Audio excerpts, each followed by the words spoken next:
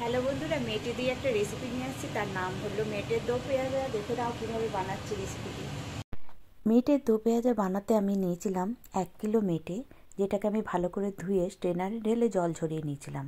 এবার ওর মধ্যে দিয়েছিলাম পাতিলেবুর রস, লবণ আর গোলমরিচ গুঁড়ো। এটা দিয়ে ভালো করে মাখিয়ে আমি খানিকক্ষণ রেখে দিয়েছিলাম। এই রেসিপিটি খেতে কিন্তু খুব ভালো লাগে, ভাত রুটি সব কিছুর সাথেই ভালো লাগে।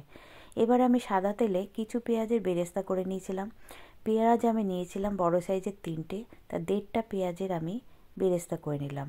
এবার ওই সাদা তেলের সঙ্গে কিছু সরষের তেল অ্যাড করে আমি 2টো তেজপাতা দিয়ে বাকি পেঁয়াজগুলো দিয়ে একটু ভেজে নেব লালচে করে।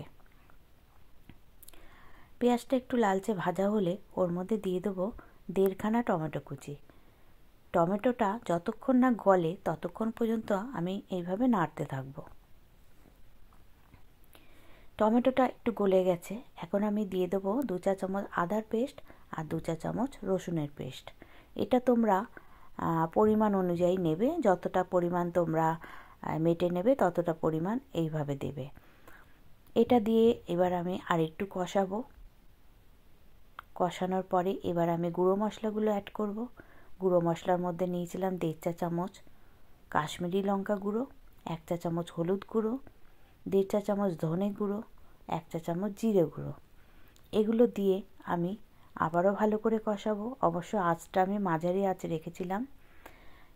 আর এই সময় এর মধ্যে একটু লবণ অ্যাড করব। যেহেতু আমি লবণ ম্যারিনেট করার সময় কিছুটা দিয়েছিলাম, সেই জন্য এখন আমি অল্পই দিলাম। প্রয়োজনে লাগলে অবশ্যই আবার পরে দেব। দেখো কষানো হয়ে গেছে, এবার আমি দিয়ে দেবো মেটেগুলো। এই রান্নাটা করতে বেশি সময় একদমই লাগে না।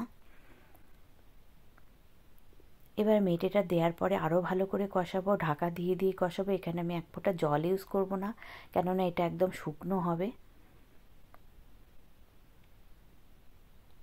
ঢাকা দিয়ে দিয়ে আমি এটাকে কষাতে থাকবো।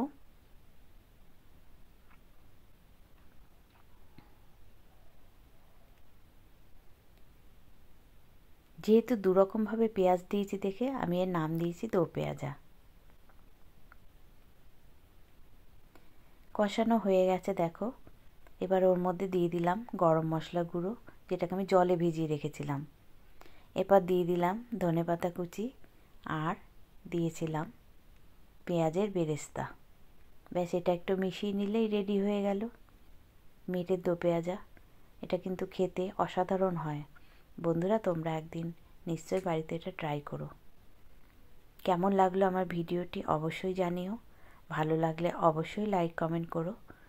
ধন্যবাদ বন্ধুরা।